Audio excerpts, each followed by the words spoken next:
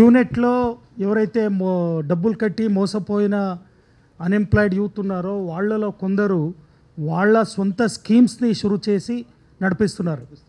అది అట్లాంటివి కూడా మనము ఇంటర్నెట్లో అక్కడ ఇక్కడ అంతా పరిశోధన చేసి ఐడెంటిఫై చేస్తున్నాము.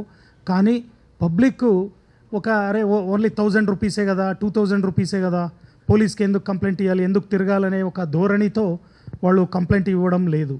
అదర్వైజ్ మార్కెట్లో ఇటువంటివి they are so many money circulation schemes floated and ఇట్లాంటి క్యూనెట్ ఇట్లా ఇంటర్నేషనల్ మనీ సర్క్యులేషన్ స్కీమ్స్లో మోసపోయిన మన యువత కొందరు ఇటువంటి వాళ్ళదే ఇదే కాన్సెప్ట్ మీద వాళ్ళే కొన్ని స్కీమ్స్ని నడిపిస్తున్నారనేది కూడా మన దృష్టిలో ఉంది.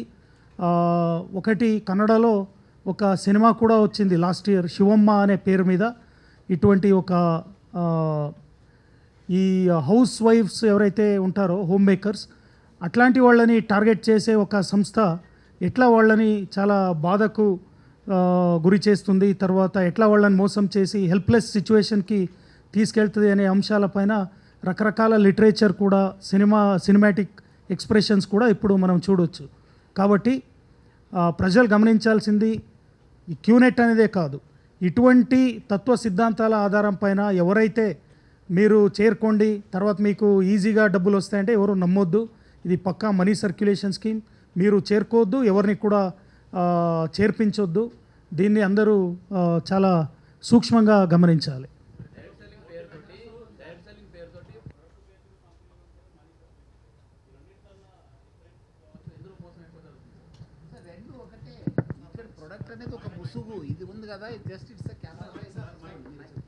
యాక్చువల్లీ డైరెక్ట్ సెల్లింగ్ అనేది చాలా కాలం నుంచి ఉంది, అదేదో కొత్త కాన్సెప్ట్ కాదు. ఇప్పుడు రైతులు కూరగాయలు పండిస్తారు, వాళ్ళే మార్కెట్కి తీసుకొచ్చి అమ్ముతారు, అదే డైరెక్ట్ సెల్లింగ్. అది దాంట్లో ఎవరు కమిషన్ ఇచ్చేది లేదు, ఏం లేదు. ఇప్పుడు రైతుల దగ్గర ఇంకా కొందరు ఇంకా సెకండ్ కేటగిరీ ఏముంటుంది, రైతుల దగ్గర కొందరు కూరగాయలు అమ్మేవాళ్ళు కూరగాయలు కొని మార్కెట్లో అమ్ముతారు. ఓకే, ఆయన కొంచెం ఎక్కువ రేట్ పెట్టి అమ్ముకుంటాడు, ఆయన కమిషన్ లాగా దొరుకుతుంది. ఇక్కడ ఈ స్కీమ్స్ ఏవైతే ఇంటర్నేషనల్ మనీ సర్క్యులేషన్ స్కీమ్స్ వచ్చినాయో పాన్జీ అనే పేరు మీద పాన్జీ స్కీమ్స్, వీటి తత్వ సిద్ధాంతమే వీళ్ళు ఏ ప్రోడక్ట్ని ఉత్పత్తి చేయరు, వీళ్ళు చెప్పే ప్రోడక్ట్స్ అన్నీ ఎవరెవరో అన్స్క్రూపులస్ కంపెనీసు, దానికి అడ్రస్ సరిగా లేని ఏదో వాళ్ళకి ఒకసారి ఇట్లాంటి ఒక పాన్జీ స్కీమ్ని ఇన్వెస్టిగేషన్ చేసుకుంటూ వాళ్ళది ఒక ప్రోడక్ట్ ఉండింది, రకరకాల ప్రోడక్ట్లో ఒక ప్యాంట్ పీస్, దాన్ని ఒక ఇట్లా సిలిండ్రికల్ బాక్స్లో పెట్టి 9999 రూపీస్ అని ఒక ప్యాంట్ పీసు. దాన్ని అడ్రస్ చూసుకొని ఒకసారి ఇన్వెస్టిగేషన్ చేద్దామని వెళ్తే అది నాగ్పూర్ టౌన్లో ఒక అవుట్స్కర్ట్స్లో ఒక కాలనీలో నాలా పక్కకు ఉన్న గుడిసే అక్కడ వెళ్తే అడ్రస్కి వెళ్తే అక్కడ ఏ కంపెనీ లేదు, ఏం లేదు. వీళ్ళకి ఆ ప్యాంట్ పీస్ ఎక్కడ వస్తుంది, దాని 9999 వాల్యూ ఎక్కడ ఉంది అని ఇన్వెస్టిగేషన్ చేస్తే అది ఏమన్నా 200 రూపీస్కి కూడా వర్త్ కాదు.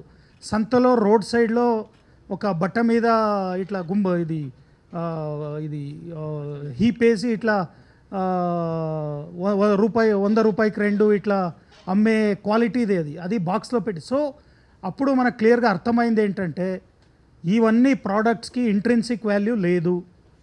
తర్వాత ఈ ప్రోడక్ట్ని కొనాలని ఎవరు ఈ స్కీమ్లో చేరుకోరు, ఈ ప్రోడక్ట్ని అమ్మి డబ్బులు సంపాదించాలని ఎవరు ఈ స్కీమ్లో చేరుకోరు. ఇది క్లియర్గా మనకు అర్థమైంది. బాధితుల వందలాది మంది వాళ్ళని ఎగ్జామినేషన్ చేసినప్పుడు వాళ్ళందరూ చెప్పేది ఒకటే, మాకు ఇట్లా శాలరీ తక్కువ ఉంది, దాన్ని ఎక్కడైనా ఇన్వెస్ట్మెంట్ చేసి మనం పొదుపు చేసిన డబ్బుల్ని నెలకింత రిటర్న్ వచ్చే విధంగా ఏదైనా చేయాలనే ఉద్దేశంతో వెతుకుతున్నప్పుడు ఎవడో ఒకడు వచ్చి ఇట్లా చేర్పించాడు, తర్వాత క్యూనెట్ అని చెప్పాడు. క్యూనెట్ అని మేము ఇంటర్నెట్లో సెర్చ్ చేస్తే చాలా కేసులు అయినాయి, ఇది ఫ్రాడ్ అని తెలిసినాక ఇది ఎట్లా నన్ను ఇట్లా మోసం చేసావు అంటే, నువ్వు ఇట్లా ఎవరినైనా చేర్పించు, అప్పుడు నువ్వు ఎంతమందిని చేర్పిస్తావో నీ కింద ఎంతమంది వస్తారో అంతా మీకు నీ డబ్బుల్ని నీకు రిటర్న్ ఇస్తాము అని ప్రతి ఒక్క విక్టిమ్ చెప్పే మాటలు ఇవి. క్యూనెట్టే కాదు, ఇటువంటి తత్వ సిద్ధాంతాలపైన పనిచేసే ప్రతి స్కీమ్ వ్యవహారమే ఇది. కొన్ని నిజంగా వాళ్ళు సైంటిఫిక్ రీసెర్చ్ చేసి ఒక ప్రోడక్ట్ని ఉత్పత్తి చేసి ఆ ప్రోడక్ట్ని జనాలకు చేర్పించాలంటే వాళ్ళు ఇట్లాంటి మోసం చేసే అవకాశమే లేదు, అవసరమే లేదు. ప్రోడక్ట్ నిజంగా బాగుంది అంటే వర్డ్ ఆఫ్ మౌత్, ఈ రోజు కాకపోతే ఇంకో 10 రోజులకు 10 నెలలకు ఒక 2 ఏళ్లకు ప్రోడక్ట్ని పబ్లిక్ గుర్తిస్తారు, దాన్ని నేరుగా వాళ్ళు కొంటారు, దాన్ని షాప్ వాళ్ళు కొంటారు, అమ్ముతారు. సో డైరెక్ట్ సెల్లింగ్ చేయడానికి రకరకాల మంచి మార్గాలు, న్యాయయుత మార్గాలు ఉన్నాయి. కానీ వీళ్ళు ప్రజల్ని మోసం చేసి ఎక్కడో రోడ్ సైడ్లో దొరికేవేవో ప్రోడక్ట్ని ఇట్లాంటి మంచి బ్రాండింగ్ చేసి వాళ్ళు దాంట్లో లేని ఒక శక్తిని దానికి ఆపాదించి ఈ శక్తి ఉంది, ఇది మీకేదో మహత్వం ఉంది అని చెప్పి వాళ్ళు ప్రజల్ని మోసం చేసి ఇట్లా చేస్తున్నారు. చిన్నప్పుడు ఒక కథ, ఒక డ్రీమ్ ఉండేది అందరికి, ప్రతి ఒక్కరికి ఇట్లా ఫ్యాంటసీ ఉంటుంది. అరే మన దేశ జనాభా 140 కోటి, 140 కోటి, ఒక కుటుంబం ఒక్కొక్క వ్యక్తి నాకు ఒక రూపాయి ఇస్తే చాలు కదా, 140 కోటి వస్తుంది, నేను లైఫ్ లాంగ్ ఈజీగా బతుకోవచ్చు అనేది.